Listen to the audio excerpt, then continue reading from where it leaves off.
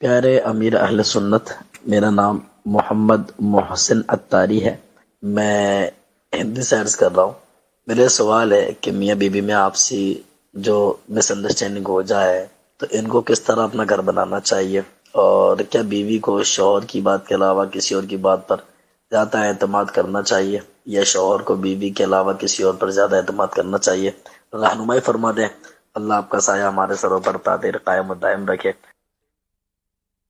اللہ اکبر۔ اب زیادہ اعتماد یا کم اعتماد کی بات نہیں ہے، بات وہ ہوتی ہے کہ جس پر شریعت کی دلیل ہو۔ اب اتنا علم لوگوں کے پاس ہوتا نہیں ہے کہ یہ بات جو کہی جا رہی ہے اس کی شرعی دلیل کیا ہے اس کے پاس، تو اس لیے کسی کی بات پر کان نہیں دھرنا چاہیے۔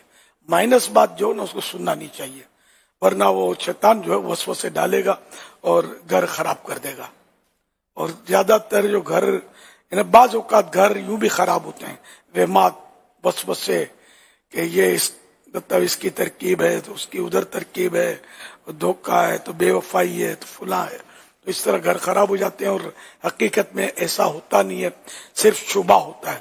تو شک شبے سے اس طرح گھر توڑ دینا، بالفرض اگر کوئی ایسا خراب معاملہ کسی کا ہے بھی تو توبہ کا دروازہ کھلا ہے۔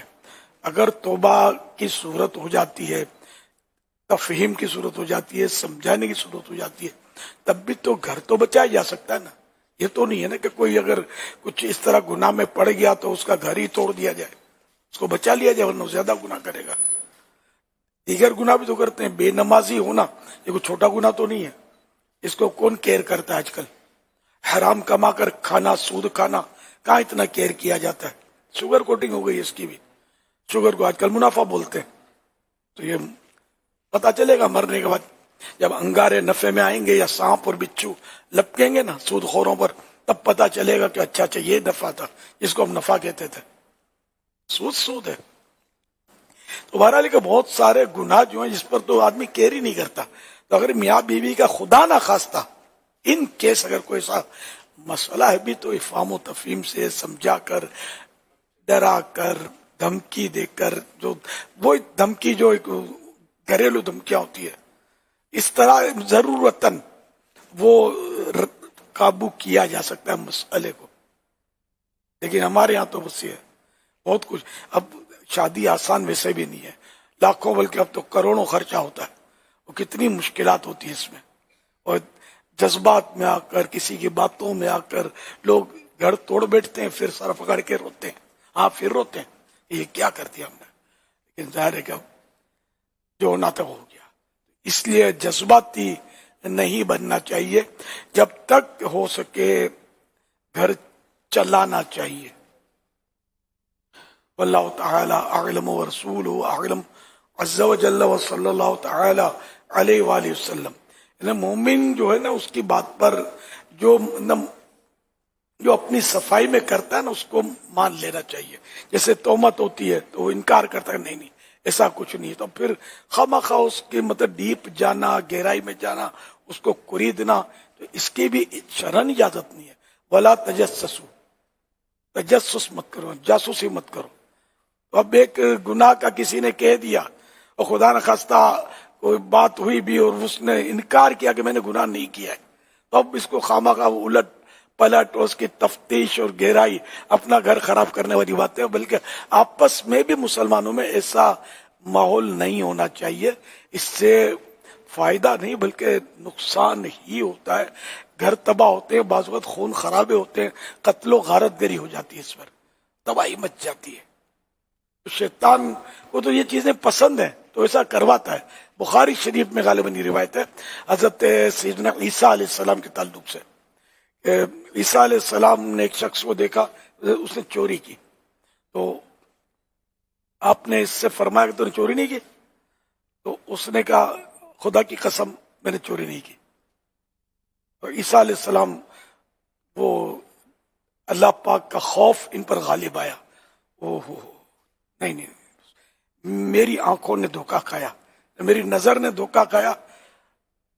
یعنی سامنے جو قسم کھا رہا تھا وہ ایمان والا تھا، مسلمان تھا، عیسیٰ علیہ السلام کا کوئی امتی تھا، تو آپ نے مطلب اس کو چھوڑ دیا، قسم کھا لی، مسلمان ہو کر قسم کھا رہا۔ ہمارے ہاں تو بالکل اس کے دل کو چیر کر اس کو دیکھتے ہیں کہ اندر وہ جو تہمت لگی ہے وہ ہے بھی کہ نہیں، اس میں ہے بالکل ہے، ثبوت ہے میرے بعد۔ اب وہ نماز ایک ٹک کی پڑھتا نہیں، اس نے کہہ دیا یہ ثبوت ہے، اس کی گواہی تھوڑی قبول ہوگی۔ بہرحال ثبوت، شرعی ثبوت، یہ بڑا مشکل کام ہے۔ شریعت نے اس معاملے میں بڑا اہتمام رکھا ہے کہ کسی بے قصور پر کوئی ظلم نہ ہو جائے، بہت اہتمام رکھا ہے، اور یہ فیصلے علماء کرتے ہیں، عوام نہیں کرتے۔ عوام کو یہ معلومات ہوتی نہیں ہے، ہر بات کو ثبوت بولتے ہیں اور چڑھائی کر دیتے ہیں۔ صلو علی الحبیب صلی اللہ علیہ محمد۔ آپ کی گفتگو سے جو بات ایک پہلے ذہن میں آئی تھی، پھر آپ نے اس کی وضاحت بھی فرما دی کہ کسی کی بات میں نہیں آنا، لیکن ایک بات اور بھی ذہن میں آ رہی تھی کہ بعض اوقات جو ہے وہ انسان اپنا اعتماد کھو دیتا ہے، یعنی کوئی بھروسہ نہیں کرتا ہے، وہ جو بات بولتا ہے وہ سامنے والا بھروسہ نہیں، اور یہ بعض اوقات اظہار بھی کرتے ہیں کہ یار میری بات پہ کوئی بھروسہ نہیں کرتا ہے۔ تو یہ جو اعتماد انسان اپنا کھو دیتا ہے، یہ کیسے ہو جاتا ہے؟ اس پر بھی اگر کچھ کلام ہو جائے۔ وہی کہ جب یہ کہ اس طرح کی جو باتیں کرتا ہے نا، بے موقع الزام رکھنا، پھر اس کا جھوٹ جب ثابت ہو جاتا ہے نا الزام رکھنے والے کا، تو پھر اعتماد اس کا ختم ہو جاتا ہے۔ آج کل ایسی نئے ایکٹیویٹیز ہیں، پتہ نہیں اس طرح کے لوگ معاشرے میں پائے جاتے ہیں جو واقعی نئی خرابیاں پیدا کرتے ہیں۔ مجھے اس کا تجربہ ہے، لیکن وہ اسکرین پر ہر بات بتائی نہیں جا سکتی، تو بالکل مجھے تجربہ ہے اس کا۔ میرا جب یہ نکاح ہونا تھا نا، تو مجھے کس طرح کے چڑھاتے تھے جہاں ہو رہا تھا اس کے بارے میں مجھے پتا ہے۔ پھر آگے چل کے میں نے جب اپنے بچوں کے لیے کچھ کیا تو یہ بھی بعض اوقات بالکل یعنی کہ چڑھانے والے آئے کہ یوں تو یوں، کھودا پھاڑ نکلا، چوہا بھی نہیں نکلا یار، کہیں نکلا ہی نہیں، میٹھا میٹھا پانی نکلا۔ تو ایسے جھوٹے لوگ ہوتے ہیں جو ان کا کام ہی توڑوانا ہوتا ہے، خوف خدا ہوتا ہی نہیں ان کو۔ حالانکہ مجھے چڑھانے والے تو ہو سکتا ہے مر پھٹ گئے ہوں گے یار۔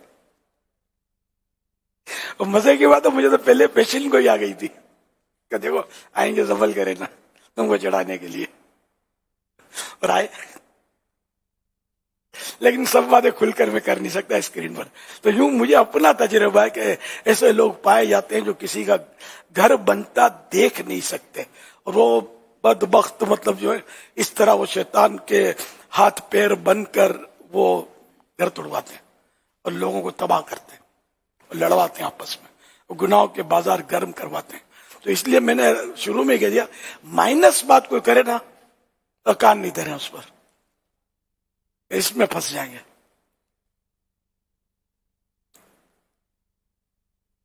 صلو علی الحبیب صلی اللہ علیہ وسلم۔